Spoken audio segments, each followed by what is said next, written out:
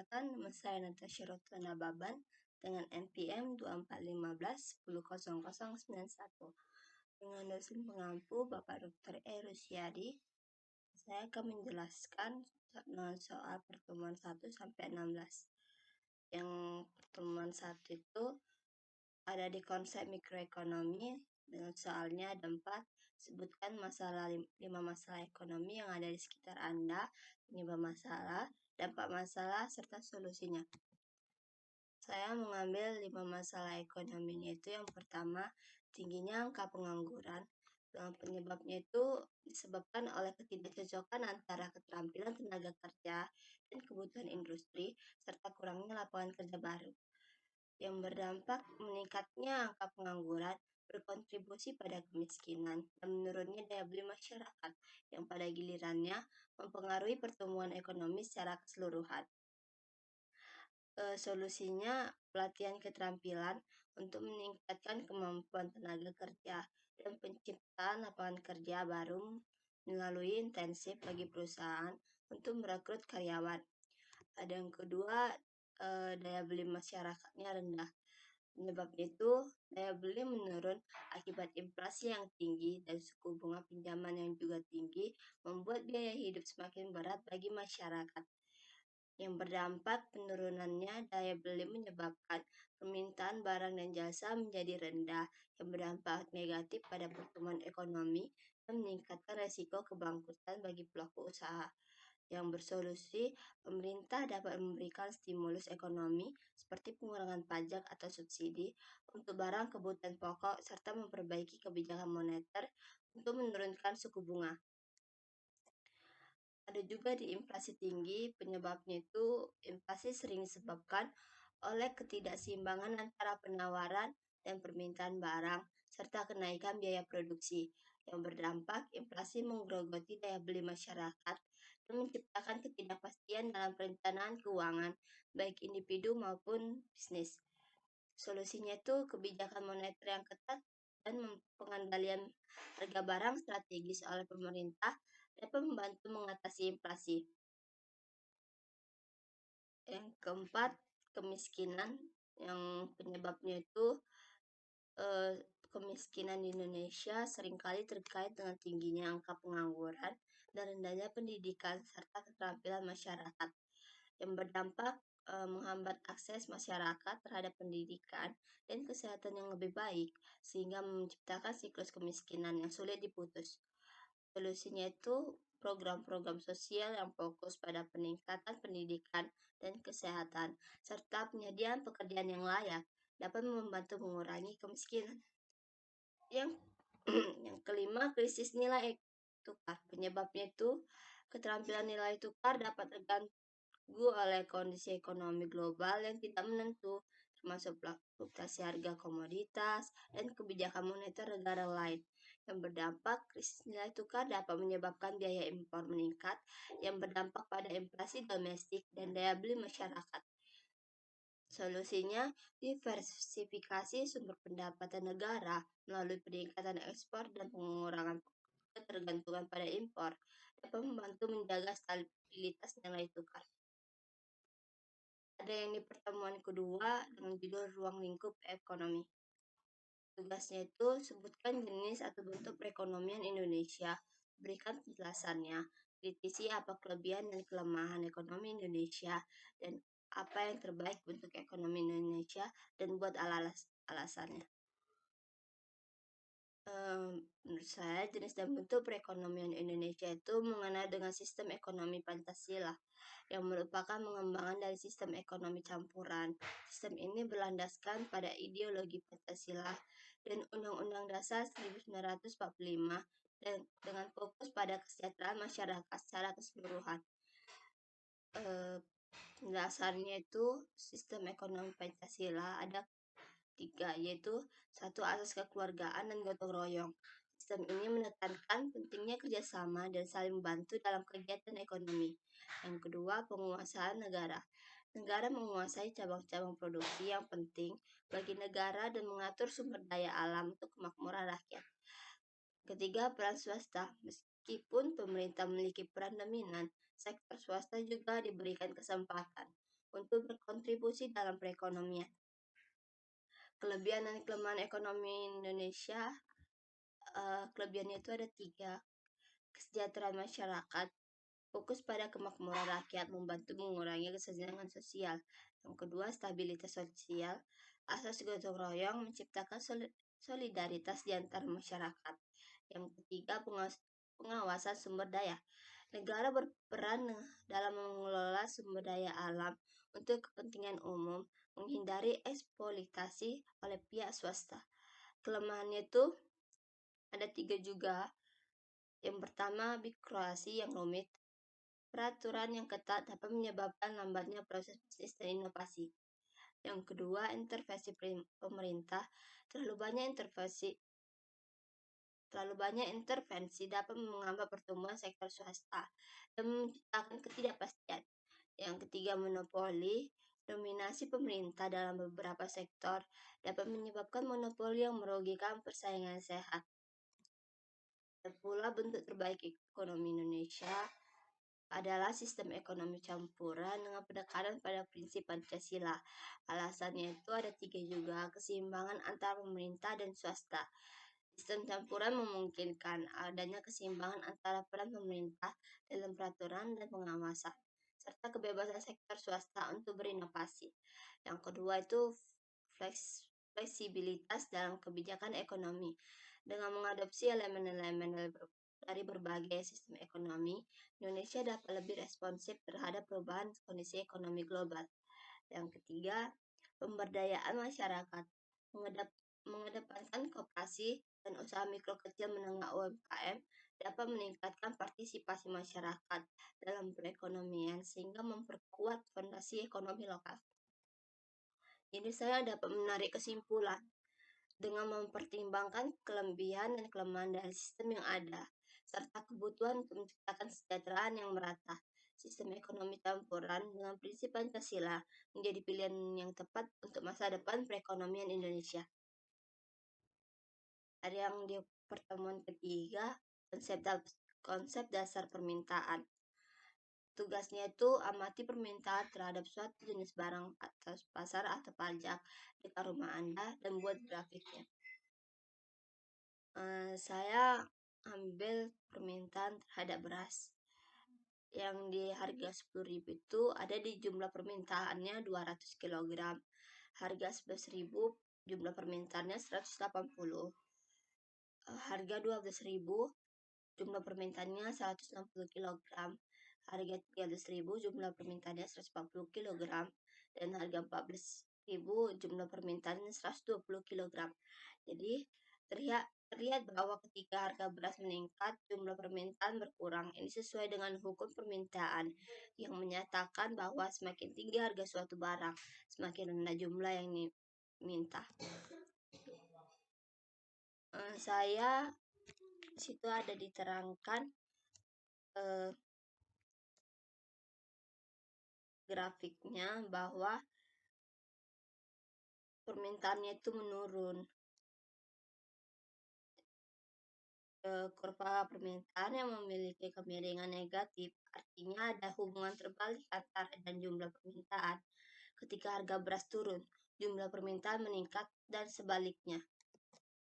Jadi dengan kesimpulannya, dengan mengamati permintaan beras di pasar lokal dan menggambarkan grafiknya, kita dapat memahami dinamika pasar dan perilaku konsumen terhadap barang tersebut. Data ini juga bermanfaat bagi pedagang untuk menentukan strategis penetapan harga dan pengelolaan stok barang secara efektif. Dan di pertemuan keempat, konsep dasar penawaran. Ya, amati produk yang ada di pajak atau pasar dekat Anda dan buatkan elastisitas permintaannya. Saya mengambil permintaan terhadap apel yang berkisar 30.000 di jumlah permintaan 200 dan 25.000 di jumlah permintaannya 300.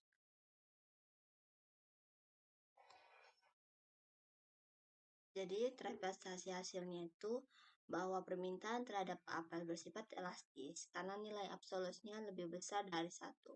Itu berarti bahwa penurunan harga apel sebesar 6.000. Kesimpulannya, dengan menghitung elastisitas permintaan, kita dapat memahami bagaimana perubahan harga mempengaruhi jumlah harga barang yang diminta oleh konsumen. Dalam kasus apel ini, permintaan yang elastis menunjukkan bahwa penjual perlu mempertimbangkan strategi harga, memaksimalkan penjual dan pendapatan. Yang ke pertemuan kelima,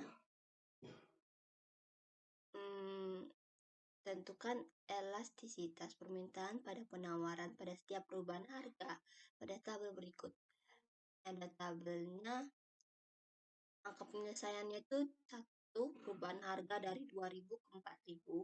Harga awalnya itu 2.000 dan harga barunya itu 4.000. Penawaran awalnya itu 3.000 dan penawaran barunya itu 6.000.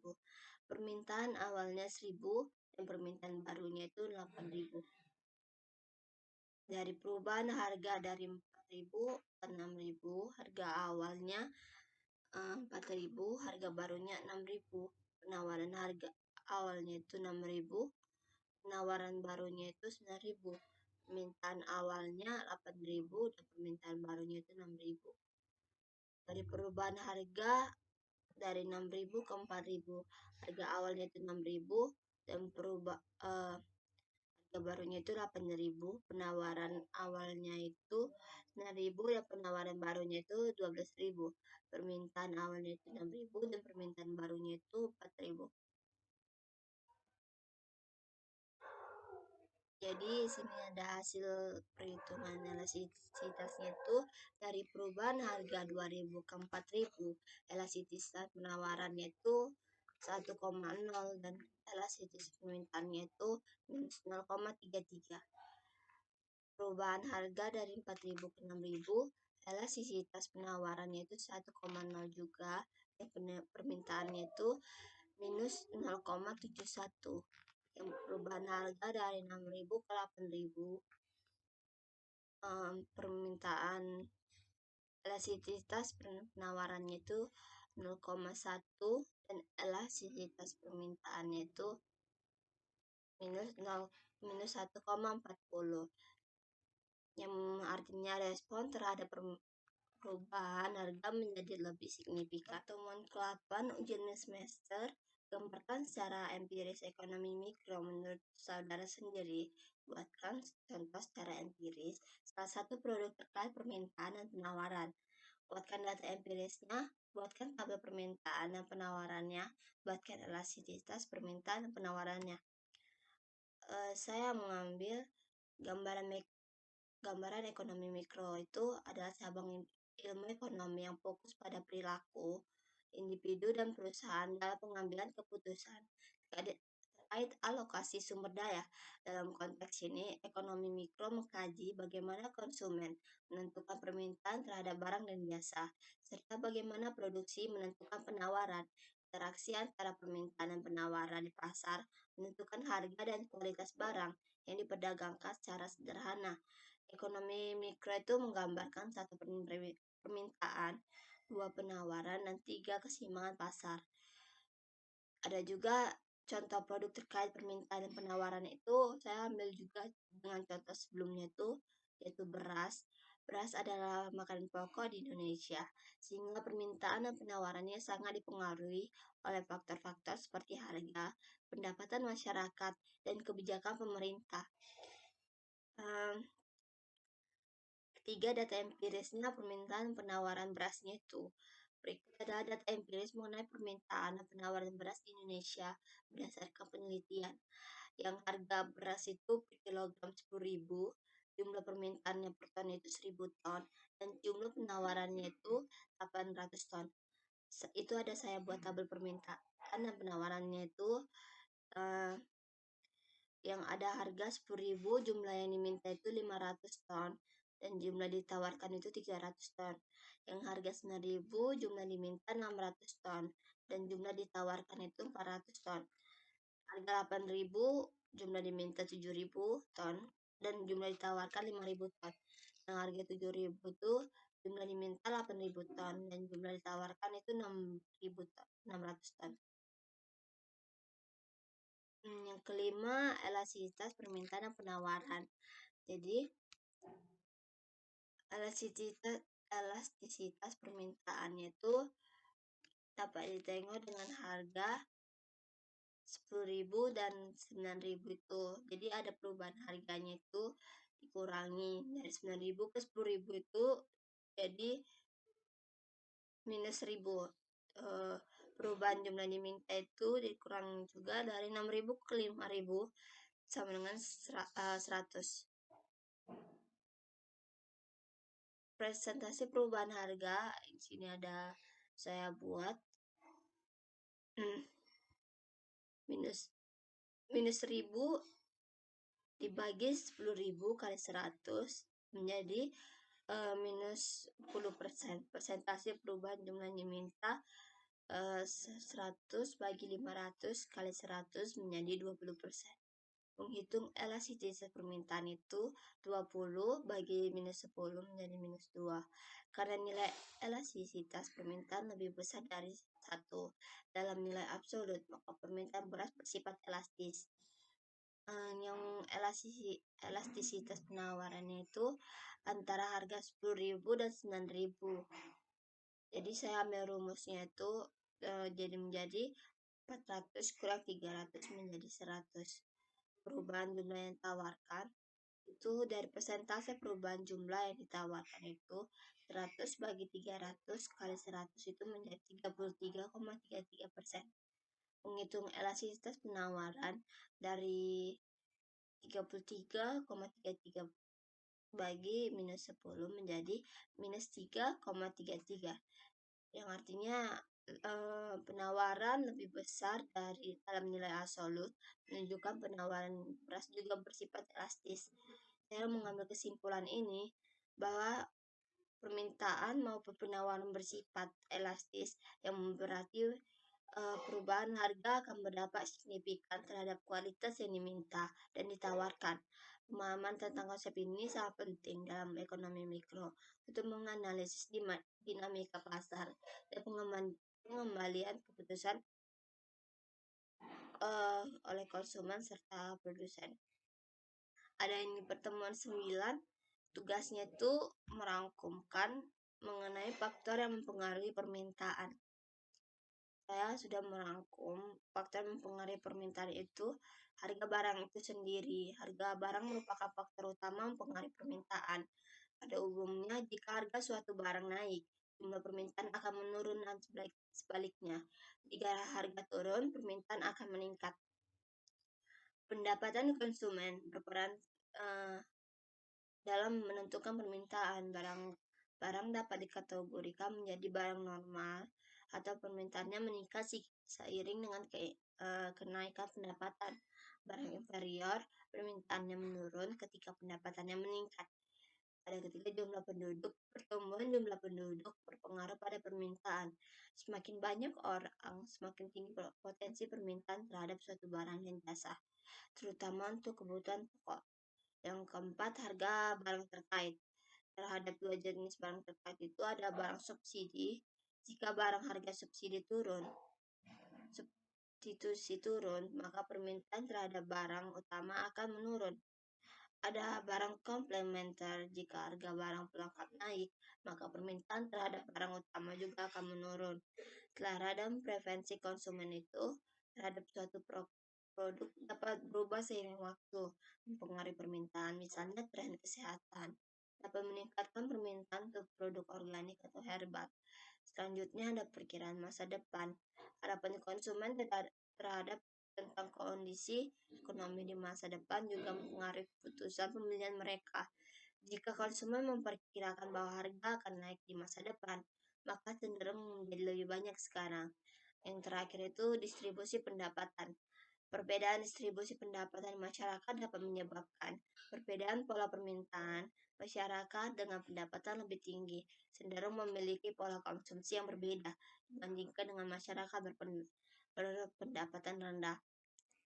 Jadi saya ambil kesimpulannya itu mereka saling terkait dan dapat mempengaruhi satu sama lain dalam menentukan tingkat permintaan terhadap barang dan jasa di pasar. Memahami faktor-faktor itu sangat penting bagi produsen dan pemasar untuk merencanakan strategi penjualan yang efektif. Ada ke pertemuan 10, Kumpulkan data negara GDP dan GNP, analisis pakai tren dan grafik. Data GDP-nya dan GNP-nya itu ada 10 negara. Di sini saya ambil ada tabel yang menunjukkan negaranya, GNP per kapitanya, dan GDP per kapitanya juga. Negara Luxembourg, GDP per kapitanya itu di sekitar 143.220 USD, dan di GNP per kapitanya itu 143.220 USD. Di Irlandianya itu 137.640 USD, dan GNP-nya itu 137.640 USD. Di Singapura 133.110 USD, GNP-nya itu 133.110 USD juga. Dalam tabel ada dijelaskan. Jadi tren GDP-nya itu Luxembourg dan Irlandia menunjukkan angka GDP per kapita tertinggi secara konsisten serta sektor keuangan dan investasi hasil. Di Singapura itu sebagai pusat perdagangan di Asia Tenggara juga menunjukkan pertumbuhan yang stabil. Qatar tetap kuat berkat cadangan minyak dan alamnya. Tren GNP-nya itu data GNP per kapita tidak tersedia untuk semua negara dalam tabel di atas. Namun negara-negara seperti Luxembourg dan Irlandia memiliki GNP setara dengan GDP. Mereka menunjukkan bahwa mereka tidak hanya menghasilkan pendapatan domestik tapi juga mendapatkan pendapatan signifikan dari luar negeri. Pertemuan 11 itu dua pendekatan pengukuran GNP. Tugasnya kumpulkan 10 negara terkait data fisikal seperti pajak dan lainnya. Jadi saya ada ambil yang pertama itu Indonesia, yang luas daratannya itu 1.876.101 km kubik. Populasinya itu sekitar 273 juta jiwa di tahun 2023. Pajaknya itu tax ratio sekitar 10,4% terhadap PDB tahun 2022. Utang luar negerinya itu sekitar USD 402,8 miliar di tahun 2019. Cina itu luas daratannya itu 9.596.961 km kubik. Populasinya itu lebih dari 143,5 miliar jiwa di tahun 2023. Pajaknya itu tax ratio sekitar 17% terhadap PDB di tahun 2020. Utangnya itu utang pemerintah telah melampaui 60% dari PDB pada tahun 2023. Ada di India, luas daratannya itu 3.287.560 km kubik. Populasinya lebih dari 1.380 miliar jiwa di tahun 2023. Pajaknya itu tax rasio sekitar 11% terhadap PDB dengan fokus pada reformasi perpajakan untuk meningkatkan penerimaan. Utangnya itu pemerintah mencapai sekitar 83% dari PDB pada tahun 2023. Ada Kazakhstan, luas daratannya itu 2.772.402 km kubik. Populasinya itu sekitar 19,6 juta jiwa di tahun 2023. Pajaknya informasi spesifik tentang tax ratio belum tersedia. Utangnya itu juga belum tersedia. Arab Saudi, luas daratannya itu 2.150 km kubik. Populasinya itu sekitar 33,9 juta jiwa di tahun 2023. Pajaknya itu tentang rasionya belum tersedia dan utangnya juga belum tersedia. Iran luas daratannya itu 1.600 1.648.165 kilometer kubik. Populasinya itu sekitar 89,1 jiwa di tahun 2023. Pajak dan utangnya itu belum tersedia. Ada Mongolia, luas daratannya itu 1.516 kilometer kubik, populasinya sekitar 3,4 juta jiwa di tahun 2003. Pajak dan utangnya itu belum tersedia. Pakistan, luas daratannya itu 765 kilometer kubik, populasinya itu sekitar 230 jiwa di tahun 2003.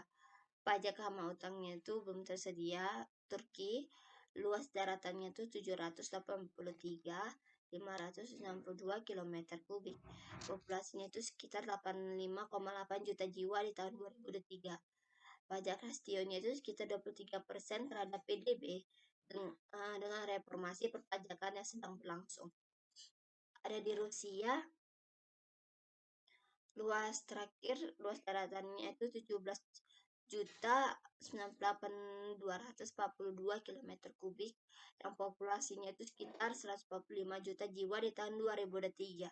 Pajak rastionya itu sekitar 30% terhadap PDB dengan ketergantungan tinggi pada pendapatan minyak dan gas. Utangnya itu relatif rendah, sekitar 20% pada PDB. Jadi, informasi tentang pajak dan utang untuk beberapa negara masih minim atau tidak tersedia secara eksplisit dalam referensi yang digunakan. Oleh karena itu, detail tambahan mungkin diperlukan untuk mendapatkan data yang lebih komprehensif. Pertemuan ketiga itu penawaran agregat dan siklus ekonomi. Dan soalnya itu apakah siklus ekonomi dapat diramalkan? Siklus ekonomi dapat diramalkan meskipun dengan tingkat ketepatan yang bervariasi. Ada beberapa faktor indikator yang digunakan untuk memperkirakan perubahan dalam siklus ekonomi. Jadi ini saya meringkas yang kemungkinan peramalan siklus ekonomi itu satu di indikator ekonomi.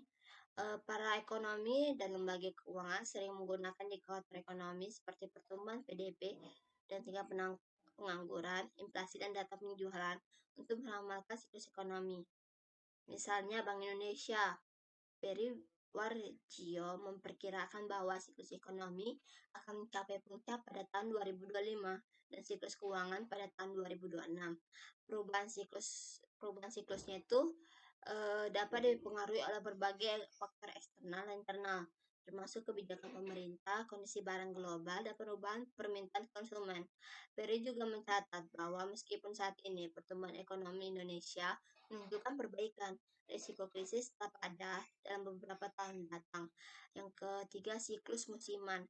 Beberapa siklus ekonomi bersifat musiman, di mana pemerintah dan produksi barang tertentu bervariasi sepanjang tahun.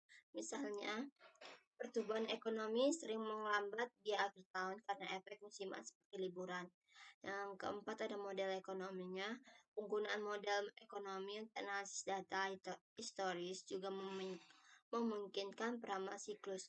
Namun ketidakpastian global dan faktor-faktor yang tidak terduga dapat mempengaruhi akurasi prediksi tersebut. Jadi saya ada mengambil kesimpulannya itu, meskipun ada metode untuk meramalkan siklus ekonomi, hasilnya tidak selalu pasti. Perkiraan yang dilakukan oleh para ahli lembaga keuangan memberikan gambaran mengenai kemungkinan arah ekonomi yang di masa depan, tetapi banyak variabel yang dapat mempengaruhi hasil akhir. Oleh karena itu, penting bagi pembuat kebijakan untuk tetap waspada terhadap perubahan yang mungkin terjadi dalam lingkungan ekonomi global dan domestik. Pertemuan ke-13 itu kumpulkan 10 data negara terkait data fisikal seperti pajak dan lainnya. Ada Indonesia, tax ratio-nya itu 10,4% terhadap PDB di tahun 2022, jauh di bawah rata-rata OECD 33,5% dan Asia Pasifik 19%. Utang luar negeri itu sekitar USD 402,8 miliar di tahun 2019, menempatkan Indonesia di peringkat 7 untuk utang terbesar. Di Cina, tax rasionya sekitar 17% terhadap PDB 2020 dengan peningkatan yang berkelanjutan dalam penerimaan pajak. Utangnya itu meningkat mencapai lebih baik 60% dari PDB pada tahun 2023. Brasil, tax rasionya sekitar 32% terhadap PDB dengan kebijakan perpajakan yang kompleks. Utangnya itu sekitar utang publik sekitar 90% dari PDB pada tahun 2023. India, tax rasionya sekitar 11% terhadap PDB dengan fokus reformasi perpajakan untuk meningkatkan penerimaan. Utangnya itu mencapai sekitar 83% pada tahun 2023. Rusia, tax rasionya itu sekitar 30% terhadap PDB dengan ketergantungan tinggi pada pendapatan minyak dan gas. Utangnya itu sekitar 20%, adalah salah satu yang terendah di dunia. Meksiko, tax rasionya sekitar 16% terhadap PDB dengan tantangan dalam pengumpulan pajak. Utangnya mencapai sekitar 50%. Yang Turki, tax rasionya sekitar 23% terhadap PDB dengan reformasi pajak yang sedang berlangsung. Utangnya itu sekitar 45%. Di Jepang, tax rasionya ada di sekitar 31% terhadap PDB dengan struktur pajak yang kompleks. Utang permintaan tertinggi di dunia mencapai lebih dari 250% dari PDB. Di Jerman, tax rasionya sekitar 38% terhadap PDB, salah satu tertinggi di Eropa. Utangnya itu sekitar 60% dari PDB pada tahun 2023. Prancis, tax rasionya sekitar 45% terhadap PDB dengan sistem pajak yang progresif. Utangnya itu sekitar 115% dari PDB pada tahun 2023. Di pertemuan 14, 15, 16 ada tugas tentang bank sentral dan kebijakan moneter. Tugasnya itu jelaskan tugas bank sentral, kritisi kelebihan dan kekurangannya. Jika Anda jadi gubernur BI, apa yang harus dilakukan? Tugas bank sentral ada yang pertama itu menetapkan dan melaksanakan kebijakan moneter. Tujuannya mengontrol jumlah uang beredar untuk menghindari inflasi dan memastikan harga-harga barang dan jasa tetap terkendali. Aspeknya itu penetapan tingkat diskonto, operasi pasar terbuka, pengaturan kredit atau konvensional dan syariah. Cadangan uang itu mengatur dan menjaga kelancaran sistem pembayaran. Tujuannya itu mengatur semua jenis pembayaran, baik tunai maupun non-tunai, untuk memastikan efektivitas dan integrasi transaksi keuangan. Aktivitasnya itu memberikan izin penyelenggaraan sistem pembayaran, mengawasi penyediaan layanan sistem pembayaran, dan menetapkan standar dan prosedur pembayaran. Ketiga, mengatur dan mengawasi perbankan. Tujuannya mengawasi dan mengatur perbankan kegiatan untuk memastikan keselamatan dan stabilitas sektor perbankan. Aktivitasnya itu membuat dan menetapkan kebijakan perbankan, memberikan saksi atas pelanggaran kebijakan, mengawasi kegiatan bank konvensional dan syariah.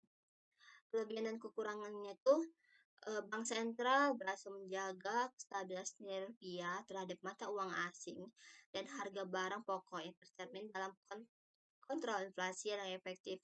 Pengawasan perbankan, BI aktif mengawasi kegiatan perbankan yang membantu mencegah krisis keuangan dan mempromosikan praktek bisnis yang etis. Inovasinya itu Bank Indonesia terus-menerus berinovasi dan menggunakan teknologi untuk meningkatkan efisiensi sistem pembayaran seperti digital payment system. Kekurangannya itu kompleks kebijakannya.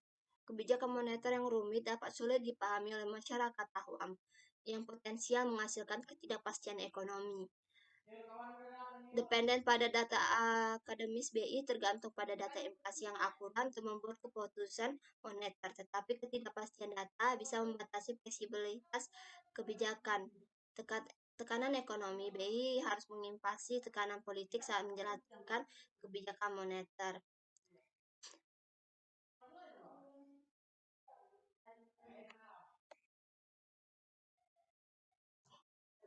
Apa yang harus dilakukan jika Anda menjadi Direktur Bank Indonesia? Ada sistem monitoring inflasi, meningkatkan kemampuan monitoring inflasi dengan menggunakan metode baru dan canggih untuk memprediksi tren inflasi lebih akurat.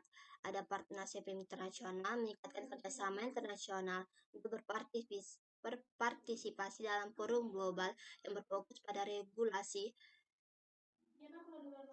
Keuangan dan imitasi resiko global. Ada edukasi publik, melakukan kampanye edukasi untuk meningkatkan kesadaran masyarakat tentang kebijakan moneter dan manfaat dalam menjaga status stabilitas ekonomi dan independensi institusi, mengklarifikasi independensi institusi nasional Bank Indonesia untuk memastikan keputusan kebijakan tidak dipengaruhi oleh faktor eksternal. Sekian penjelasan kami dari pertemuan 1 sampai 16 dengan saya Natasha Rotuana Baba dengan NPM 10 24 15 10 00 91. Terima kasih.